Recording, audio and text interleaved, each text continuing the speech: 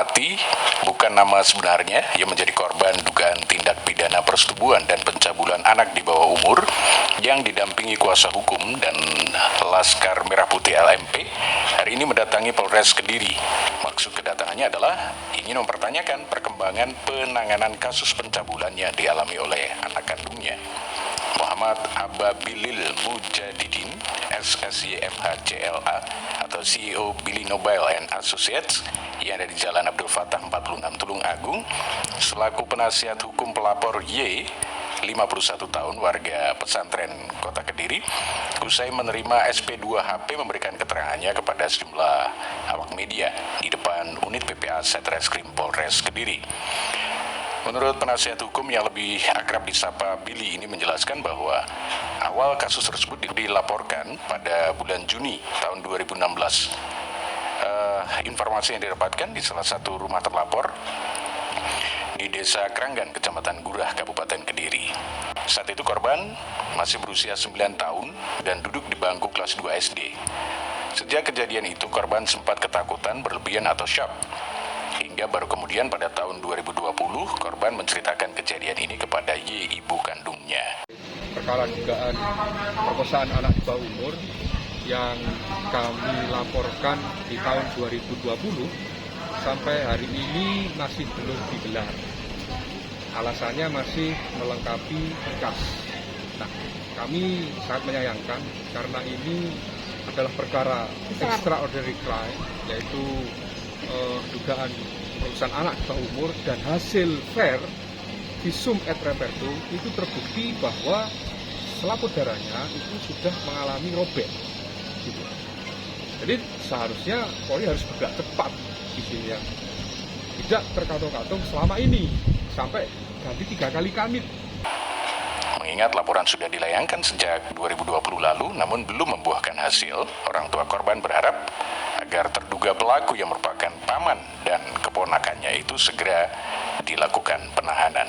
Ibu korban juga menjelaskan, setelah korban bercerita ternyata terduga pelaku yang merupakan tetangganya itu bukan hanya melakukan pemerkosaan saja, namun mereka terduga pelaku ini juga melakukan tindakan sodomi di rumahnya.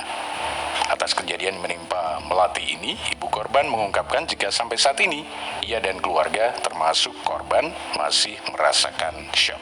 Boleh, silakan. Saya sebagai ibu korban itu saya baru mengetahui tahun 2018 saya baru mengetahui kejadian itu. Terus tahun setelah diketahui itu saya mengundang Pak RT-nya untuk datang ke rumah. Ternyata Pak RT-nya tidak memberitahukan ke kelurahan, tidak mengabarkan ke Babinsa, tetapi dia kasih sendiri. Ternyata hasilnya di luar dugaan saya. Terus karena stres depresi yang amat sangat setelah mengetahui itu semua, saya harus berjuang di mana suami saya juga stres sama setahun nggak bisa kerja. Anak nomor 2 saya juga begitu, dan saya harus berdiri. Anak 2 dan 3 yang korban nomor 3. Jadi akhirnya saya berusaha keras untuk menahan diri. Baru tahun 2020 anak saya bisa berkata. Polres Kediri melalui Kasat Reskrim Polres Kediri AKP Rizkika Atmada dalam kesempatan tersebut melalui Kanit Perlindungan Perempuan dan Anak PPA Ibda Yahya Ubaid dikonfirmasi pihaknya akan segera melakukan gelar perkara atas kasus ini. Kejadian yang diawali Juni tahun 2016 dan dilaporkan pada 13 Juni 2020, antara kejadian dan jarak visumnya terlalu jauh. Jika melihat hasil visum memang terdapat bukti kerusakan dan kejadiannya, namun pihaknya masih kesulitan untuk menangkap terduga pelaku karena saksi-saksi dirasa kurang. Di tempat yang sama, Ketua LMP Markas Cabang Tulung Agung Henry Dwianto juga berharap agar kasus ini segera ditangani oleh penyidik sesuai dengan proses hukum yang berlaku. Tahun 2000, laporan tahun 2020, Mas. Kejadiannya itu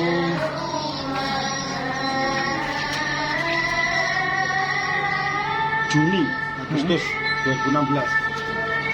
Jadi kejadian bulan Juni tahun 2011 pukul 12.00 dilaporkan